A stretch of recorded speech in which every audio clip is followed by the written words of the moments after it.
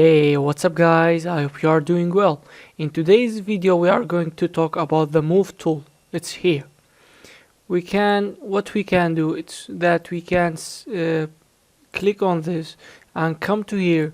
We can see that when we select this, it's going to make it like a blue arrow for the Z axis. I can move it like this. Do you see? I can go back and say Control Z, it will go back. Let me open this again because I am forgetting it every time. Okay, when I am clicking on this, I see I can just move in the Y axis.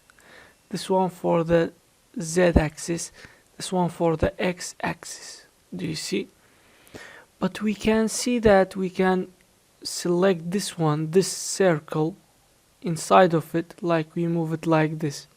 In where we want, we can put it like here, like here, like here, in all directions. Okay, like this. Let's put it here and see. Let's move it in. I moved it in all directions. But we can see that we have this one, this one, this one. What are they? Let's click on it, and you see that it restricts us or limits us to not move in the Z axis. Only it moves from on the X and Y axis. Do you see? Only only Y and X axis, not Z axis. Okay. What about this one? It will be only Z and Y axis. It means it will not move in the X axis.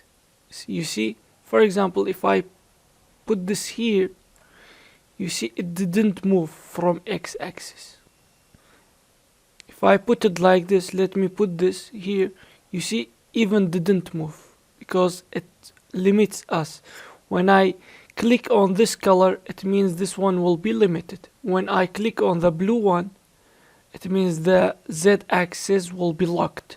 And if I select this one or click on this one, the X axis will be locked. And this one, it's obvious. It means that the Y axis will be locked. Let's click on it, and only it will move in the Z and X axis. Let's see. Yeah, it moved here, but it didn't move from this direction. You see? So this was when we click on this, it was only a tool. Let's come back and Control Z it and come to this one, and let me tell you the shortcuts, because the shortcuts will be helpful for you. Okay, know that. For moving, I will just select this one and press G. I press G. G means grabbing. It grabs or takes the object. For example, it will be like this one in all directions if I want. You see? Control Z, and I'll press G, and I'll press X. You see, it's only moving in X axis. What about if I press Y? It will only move in Y axis. What about Z? It will only move on the Z axis. Another thing that we have is that if we press G and press Shift Z, you see it restricts the Z axis. If I press Shift X, it will only restrict the X axis. If I press Shift Y, it will only limit Y axis. You see? And yeah, this is it.